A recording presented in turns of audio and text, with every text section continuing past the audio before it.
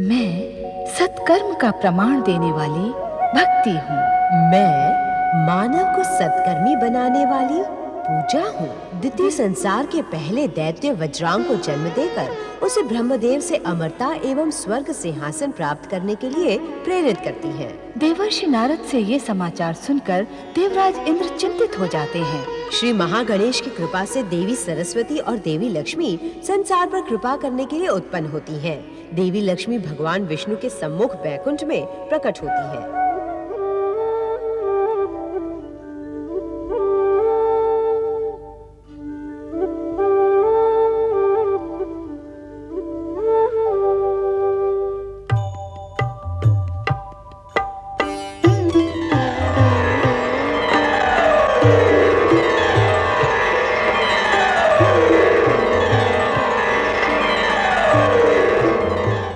जगतपालक जगदीश्वर भगवान श्री हरि विष्णु, मैं आपकी चिर जीवन संगनी सागर कन्या महालक्ष्मी आपकी चरण सेवा में उपस्थित हूँ।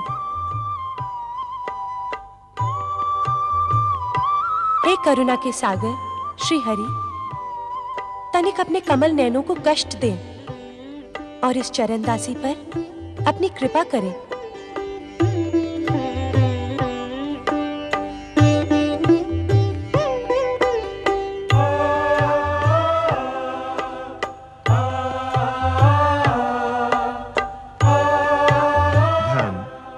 संपदा, वैभव तथा श्री की अधिष्ठात्री देवी महालक्ष्मी पधारें। आपका बैकुंठ में स्वागत है। सत्य तो यह है देवी महालक्ष्मी कि आपकी कृपा के अभाव में जगत पालन का हमारा निर्धारित कार्य सुचारू रूप से नहीं चल रहा था। आपको पाकर अब हम पूर्ण हुए हैं। कृपया अपना स्थान ग्रहण करें।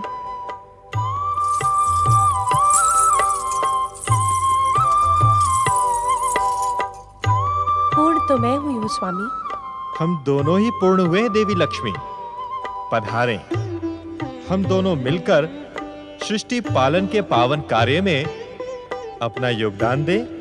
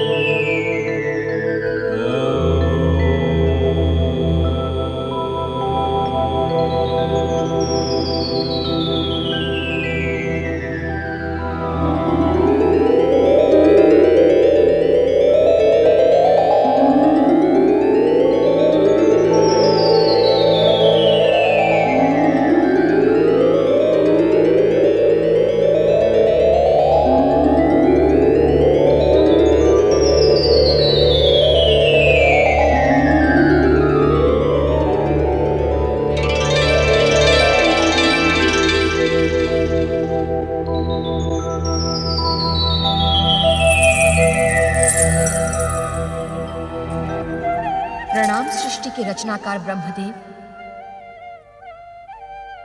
मैं ज्ञान विज्ञान विद्या और कला की अधिष्ठात्री सरस्वती हूँ। स्वामी, मैं परम देव श्री महागणेश की इच्छा अनुसार आपके श्रीमुख द्वारा प्रकट हुई हूँ। आपके दिव्य प्राकट्य से ये ब्रह्मलोक ही नहीं, अभी तो ये संसार ही संगीत में हो गया है। देवी, ज्ञान, विज्ञान, कला और संस्कृति के बिना मानव जीवन पशु के समान था, किंतु अब आपके आगमन के पश्चात मानवीय मूल्यों का पूर्ण विकास होगा। स्वामी, मुझे अपनी सहभागिनी, सहयोगिनी बनने की आज्ञा प्रदान करें, जिससे मैं आपकी अपेक्षा अनुसार सृष्टि के कार्य में आपको सहयोग दे सकूं। परम देव श्री महागणेश की प्रेरणा तथा इच्छा से तुम हमारे शरीर से प्रकट हुई हो। वास्तव में तुमने प्रकट होकर हमारा अकेलापन दूर कर दिया है। तुम्हें पाकर हम धन्य हैं देवी। अब अपना आसन ग्रहण करें।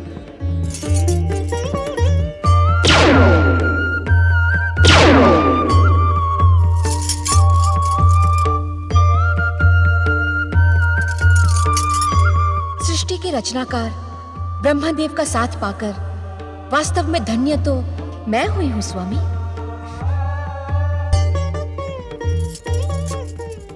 सृष्टि के रचनाकार ब्रह्मदेव का साथ पाकर वास्तव में धन्य तो मैं हुई हूं स्वामी। सत्य तो यह है देवी सरस्वती कि हम दोनों ही एक दूसरे को पाकर धन्य हैं। सृष्टि रचना के कार्यों में अब हमें आपका सहयोग मिलने के साथ संसार को अपने विचारों की अभिव्यक्ति का नया माध्यम मिलेगा। अर्थात भाषा को माध्यम बनाकर अपने विचारों को प्रकट करने वाला मानव आज के पश्चात कला और संस्कृति को भी अपने विचारों को प्रकट करने का माध्यम बनाएगा। वीणा को धारण करने के कारण आपको यह संसार वीणा पाणी कहेगा। वाणी की अधिष्ठात्री देवी होने के कारण आपका वाग्देवी नाम सार्थक होगा। आपकी उपस्थिति से ब्रह्मलोक का वातावरण संगीतमय हो गया है। इससे सृष्टि रचना का कार्य अधिक सुगम हो गया है। नारायण नारायण।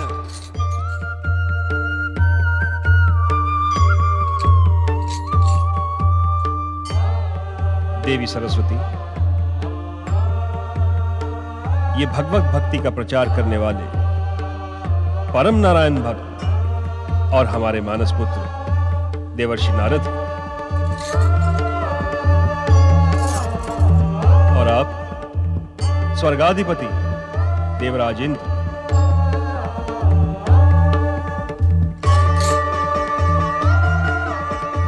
नारद, आज्ञा करें परमपिता। देवी सरस्वती ज्ञान, विज्ञान, विद्या और कला की अधिष्ठात्री देवी है एवं तुम्हारे लिए माता के समान है। तुम्हारी ये वीणा इन्हीं के प्रकट ना होने के कारण ही अब तक मौन थी। अब ये मुखरित हो उठेगी। हमें आप दोनों के ब्रह्मलोक आने का उद्देश्य ज्ञात है। देवराज, देवताओं के ऋषि नारद की सूचना तथा ज्ञान पर संदेह प्रकट करना अनुचित है।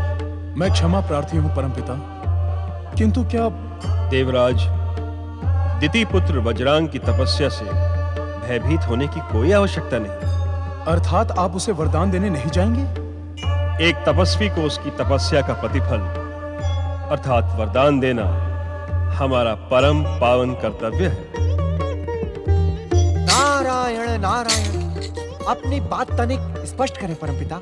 नारद, वज्रांग हमसे वरदान प्राप्त कर अपनी माता की महत्वाकांक्षा पूर्ण करने के लिए स्वर्ग पर भी आक्रमण करेगा, किंतु क्या परमपिता? यदि तुम लोग बुद्धि और विवेक से कार्य करोगे तो वज्रांग के स्वर्ग अभियान का परिणाम भयानक नहीं होगा। तुम दोनों में पर्याप्त बुद्धि और विवेक है। इस संकट से मुक्ति प्राप्त करने के लिए तुम अपनी माता वाग्देवी की आराधना करो। वे अवश्य तुम पर कृपा करेंगी। कहने की आवश्यकता नहीं है देवराज। मेरी कृपा आपके साथ है, किंतु इस वज्रांग रूपी संकट पर विजय पाने के लिए आपको बुद्धि के साथ ही साथ युक्ति की भी आवश्यकता होगी। आप अपनी योजना पर विचार करें। समय आने पर आपको मेरा मार्गदर्शन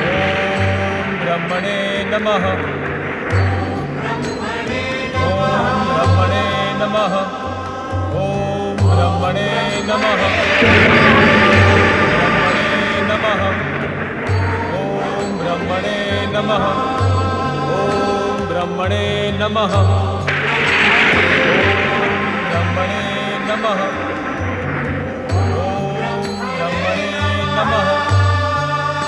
ओम ब्रह्मणे नमः। ओम ब्रह्मणे नमः। मुझे वरदान प्रदान करें परमपिता। ओम ब्रह्मणे नमः। मेरी मनोकामनाएं पूर्ण करें परमपिता। ओम ब्रह्मणे नमः। इस प्रकार मेरी उपेक्षा ना करें परमपिता।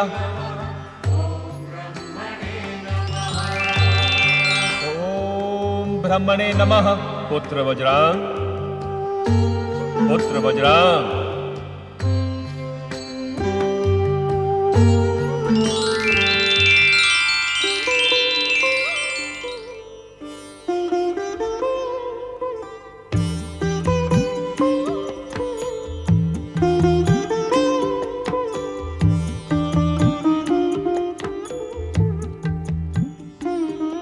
हम तुम्हारी तपस्या से प्रसन्न हुए।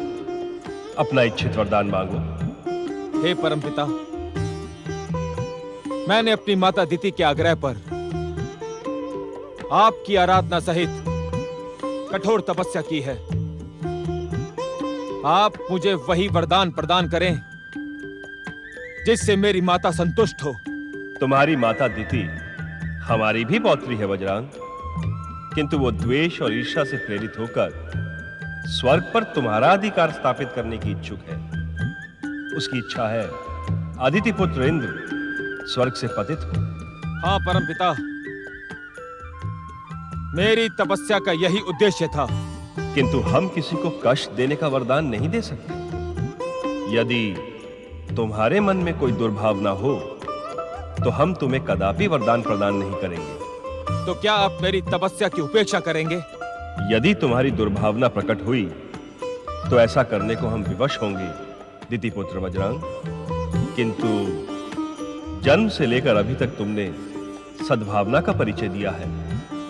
इस कारण तुम हमसे अतुल बल और इच्छा अनुसार दैत्य सेना प्रकट करने का वरदान प्राप्त कर सकते हो। हाँ परमपिता, मैं अपनी माता दिति के आदेशानुसार अमरता का वरदान पाने का इच्छुक हूं। असंभव। मृत्यु प्राणी लोक का अटल नियम है। हम तुम्हें अमरता का वरदान कदापि प्रदान नहीं कर सकते।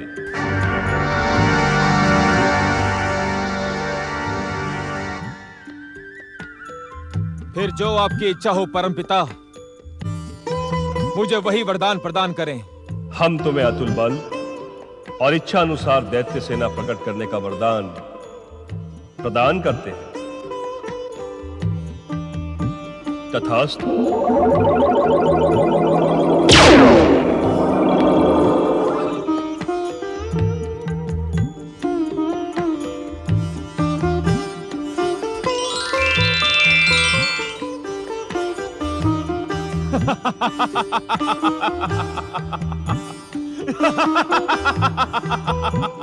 मैं तुम्हारी आराधना के स्वर श्री महागणेश तक पहुंचाने वाली भक्ति हूँ। मैं तुम्हारी आराधना को स्वर प्रदान करने वाली पूजा हूँ। देवी लक्ष्मी एवं देवी सरस्वती क्रमशः बैकुंठ और ब्रह्मलोक में प्रकट होती हैं। माता शक्ति पुत्र प्राप्ति की अपनी अपूर्ण इच्छा श्री महागणेश के सम्मुख प्रकट करती है। दिति की आज्ञा से वज्रांग स्वर्ग पर आक्रमण करता है।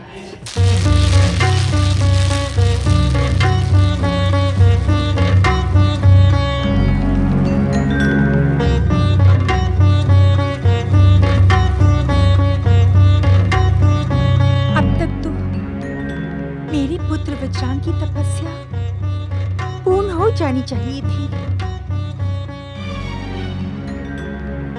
क्या ब्रह्मदेव मेरे पुत्र की उपेक्षा कर रहे हैं? नहीं नहीं, क्या दुष्ट देवताओं की षड्यंत्र में ब्रह्मदेव भी फंस गए?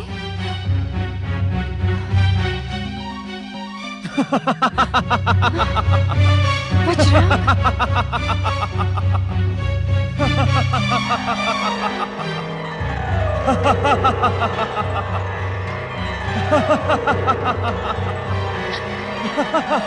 पुत्र वज्रांग, प्रणाम माता श्री। आपकी आज्ञा अनुसार मैं ब्रह्मदेव से वरदान प्राप्त करके लौट आया हूँ। किंतु वरदान प्राप्त कर तुम यहाँ क्यों चले आए वज्रांग? आपका आशीर्वाद लेने माता। मेरा आशीर्वाद तुम्हें उस दिन प्राप्त होगा जिस दिन तुम उस भीरू इंद्र को स्वर्ग से पतित कर स्वयं स्वर्गाधिपति बन जाओगे। क्षमा प्रार्थी हूँ माता। मैंने ब्रह्मदेव से इंद्र को स्वर्ग से पतित करने का वरदान प्राप्त नहीं किया है, तो मैं स्वर्ग पे आक्रमण कैसे कर सकता हूँ? तो कैसा वरदान प्राप्त किया है तुमने वज्रांग? अतुल बल और इच्छानुसार दैत्य सेना प्रकट करने का वरदान प्राप्त किया है मैंने। मूर्ख, तुमने दिव्य शक्ति से पूर्ण वरदान प्राप्त किया है। ये वरदान उस निर्बल और भीरू इंद्र को स्वर्ग से पतित करने में सक्षम है। अर्थात स्वर्ग तुम्हारा है, तुम स्वर्गाधिपति बनोगे। अपनी इच्छा अनुसार दैत्य सेना को प्रकट कर स्वर्ग पर आक्रमण करो और मेरी इच्छा पूर्ण करो। जाओ। जो आज्ञा माता।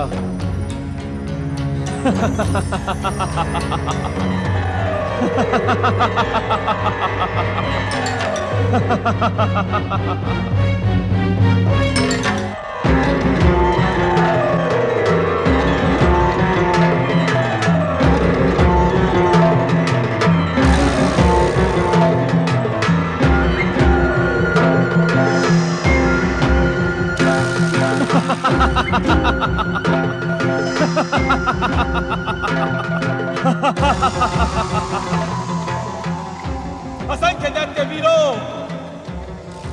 प्रकट हो।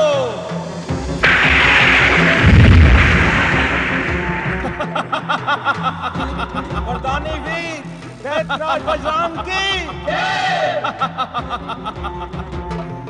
वरदानी वीर दैत्यराज वज्रांग की।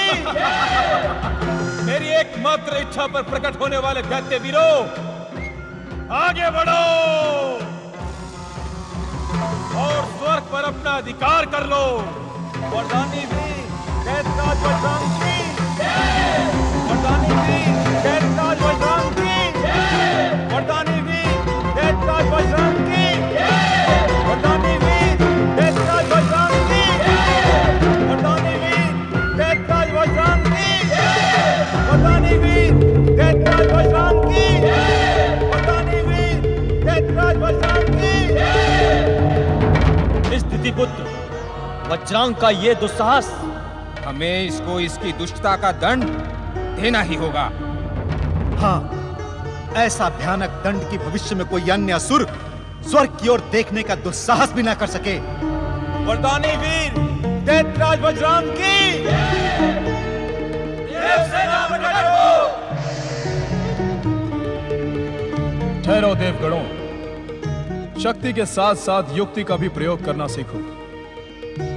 हमें स्वर्ग को युद्ध स्थल नहीं बनाना है। वज्रांग का स्वर्ग द्वार पर भव्य स्वागत करो और उसे आदर सहित स्वर्ग राज सभा में लेकर आओ।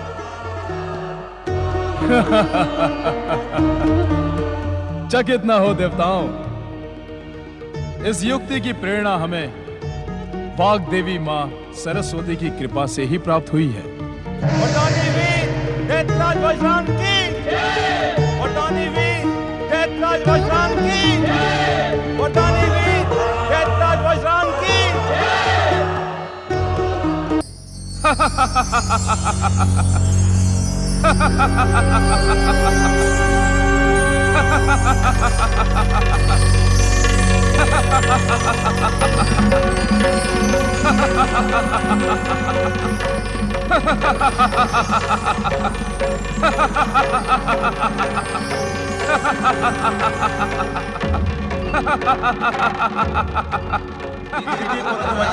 स्वर्गलोक में स्वागत है। पधारिए महाबली। नीतिपुत्र वज्रांग की, नीतिपुत्र वज्रांग की, नीतिपुत्र वज्रांग की, नीतिपुत्र वज्रांग की, नीतिपुत्र वज्रांग की, नीतिपुत्र वज्रांग की, नीतिपुत्र वज्रांग की, नीतिपुत्र वज्रांग की।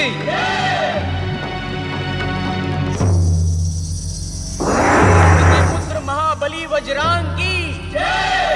पधारे महाबली दैत्यराज वज्रांग, आपका स्वर्ग में स्वागत है। मैं यहाँ पधारने नहीं, शक्ति प्रदर्शन द्वारा स्वर्ग पर अधिकार करने आया था, किंतु आप लोगों का व्यवहार देखकर मैं चकित हूँ। यदि आप हमारे शत्रु होते तो हमारा व्यवहार ऐसा न होता। आप हमारे शत्रु नहीं, आप हमारे भ्राता हो। आपकी माता हमारे माता समान है और हम दोनों के पिता ऋषि कश्यप हैं। भाई भाई में ये वैर भाव अनुचित है। जिस तरह ये स्वर्गलोक इनका है, वैसे ही ये आपका भी है देवर जी। और हमारी इच्छा के अनुसार आप हमारे साथ स्वर्ग सिंहासन पर विराजमान हुई।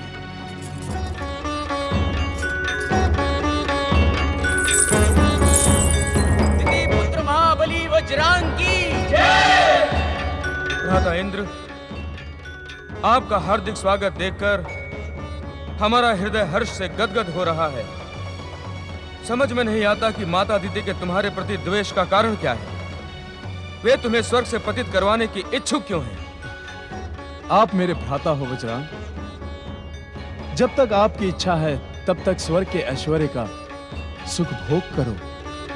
दैत्य वीरों, हम देवराज इंद्र के प्रेम पूर्ण व्यवहार से मंत्रमुग्ध हैं। आप सब देवराज इंद्र और हमारी भावस देवी शची की जय जयकार करें। देवराज इंद्र एवं देवी शची की। दैत्यराज वज्रांग, देवराज इंद्र एवं देवी शची की। नारायण नारायण। देवराज एवं दैत्यराज, आज रक्तपात के स्थान पर आप दोनों की मित्रता को देखकर मेरा मन अत्यंत प्रसन्न हुआ। प्रणाम देवर्षि। आपका कल्याण हो। इस शुभ प्रयास को सफल होते देख मैं ये विश्वास पूर्वक कह सकता हूं कि मां वार देवी सरस्वती के प्राकट्य के साथ ही विचार और परिवर्तन की क्रांति भी प्रारंभ हो गई है। नारायण नारायण। मैं कुछ समझा नहीं देवर्षि। देवराज, इसमें ना समझने जैसा कुछ भी नहीं है। आज देव और दानव के मध्य मित्रता का कारण विचार और परिवर्तन की क्रांति ही है। अर्थात दैत्यराज, जिस प्रकार हर बीज के भीतर एक विशाल वृक्ष छिपा रहता है, उसी प्रकार हर क्रांति के भीतर एक असीम शांति छिपी रहती है। और यह शांति हिंसा, रक्तपात एवं प्रतिशोध से नहीं, अपितु विचारों के आदान प्रदान एवं मां सरस्वती की कृपा से ही संभव है। इसका प्रत्यक्ष उदाहरण आज हम देख रहे हैं। हमें ऐसा भी आशीर्वाद दें देवर्षि कि हमारी मित्रता, हमारे संबंध स्थायी रहें। दो परस्पर विरोधी शक्तियां परम मित्र बनकर विश्व बंधुत्व और मानव कल्याण का कार्य करें। नारायण नारायण। अति उत्तम विचार है। परम देव श्री महागणेश की कृपा से इस संसार में एक ना एक दिन ऐसा अवश्य आएगा। बस आप दोनों परस्पर मित्र बनकर अपने अपने उत्तरदायित्वों का निर्वाह करते रहे। नारायण नारायण।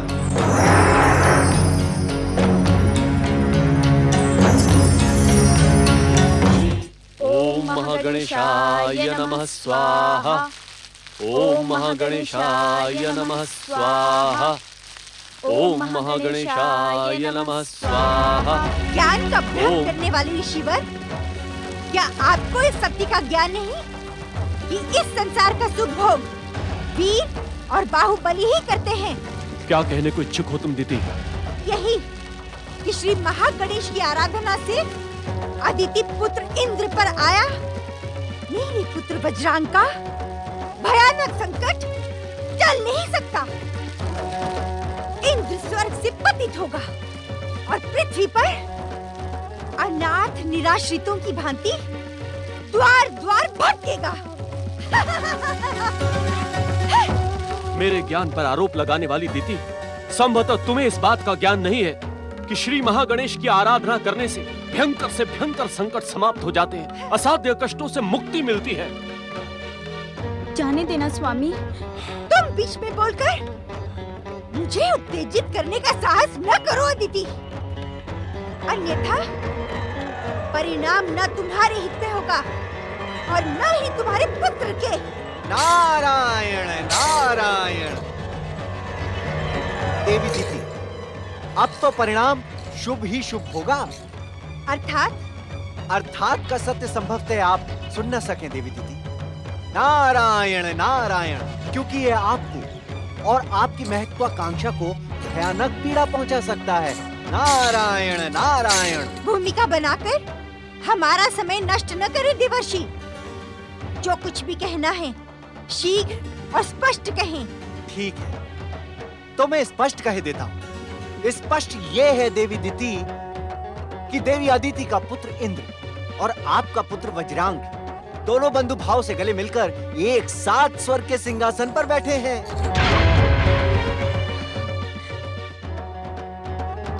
ये सत्य नहीं हो सकता देवर्षि। देवर्षि नारद का कथन सत्य का प्रमाण माना जाता है दीदी। देवी दीदी, श्री महागणेश आपका कल्याण करे, किंतु आपकी महत्वाकांक्षा ध्वस्त हो चुकी है, क्योंकि वज्रांग की स्वर्ग पर अधिकार करने और देवराज इंद्र को पतित करने की तनिक भी इच्छा नहीं है। नारायण नारायण। यदि आपका कथन असत्य हुआ देवर्षि, तो मेरे पिता दक्ष प्रजापति के श्राप के पश्चात आपको मेरे श्राप का भी कष्ट भोगना होगा। गंग गंग गंग गंग गंग।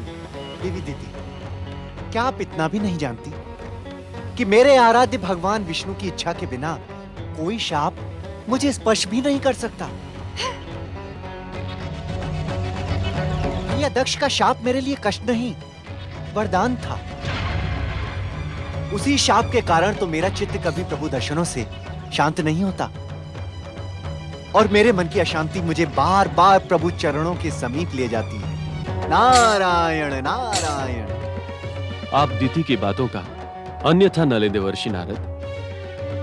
अपनी बहन के प्रति इसके भीतर न जाने कौन सा प्रतिशोध है। मेरे भीतर आपके व्यवहार का प्रतिशोध भरा है। जो सम्मान और जो स्थान मुझे प्राप्त होना चाहिए था, वो आपने इस अदिति को प्रदान किया है। आपका व्यवहार उस सम्मान योग्य ही कहा है। क्या कहा आपने? नारायण नारायण। यही कि आप अपनी बहन अदिति के पुत्र इंद्र से अकारण जो द्वेष रखने की भयानक भूल कर रही हैं, उसका सुधार आपका पुत्र वज्रांग कर रहा है। ऋषिवर। आज्ञा देवर्षि नारद, कहें। ऋषिवर, वज्रांग और देवराज इंद्र की मित्रता का शुभ संदेश देने का मेरा कार्य पूर्ण हुआ। अब मैं प्रस्थान करता हूँ। नारायण नारायण नारायण। यदि वज्रांग ने भीरू इंद्र के साथ मित्रता करने की दुष्टता की होगी, तो मैं उसे अपने पुत्र के अधिकारों से वंचित कर दूंगी। देवताओं के षड्यंत्र का भयानक परिणाम होगा। देव दानव की मित्रता स्थायी नहीं होगी। देवता पराजित होंगे, इंद्र स्वर्ग से पतित होगा। ये दीदी की प्रतिज्ञा है, प्रतिज्ञा।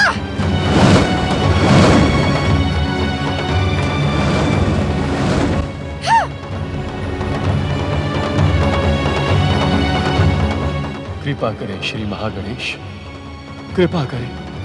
परम देव श्री महागणेश दिति को सुबुद्धि दे, उसे ज्ञान दे कि प्रतिशोध की भावना स्वयं को ही समाप्त कर देती है। कृपा करें।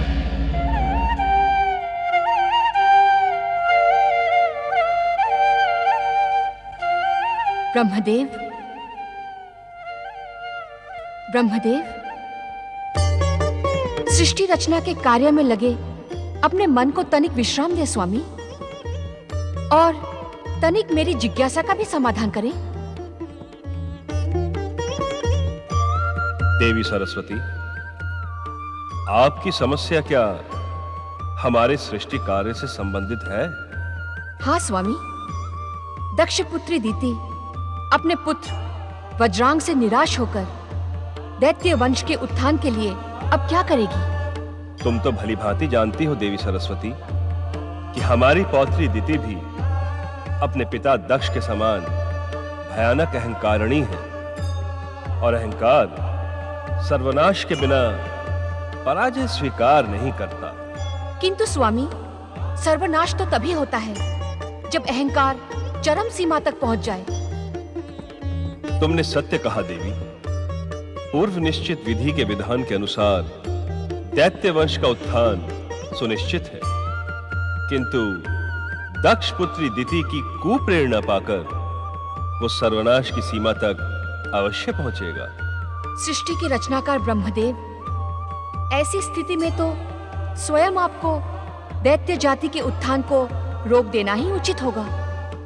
नहीं देवी सरस्वती, पूर्व निश्चित विधान को रोकना उचित नहीं होगा, और दैत्यों के उत्थान का अर्थ संसार का सर्वनाश नहीं होता, अपितु मोह माया, मद, लोभ, अहंकार और अधर्म की पराजय से धर्म की संस्थापना होती है।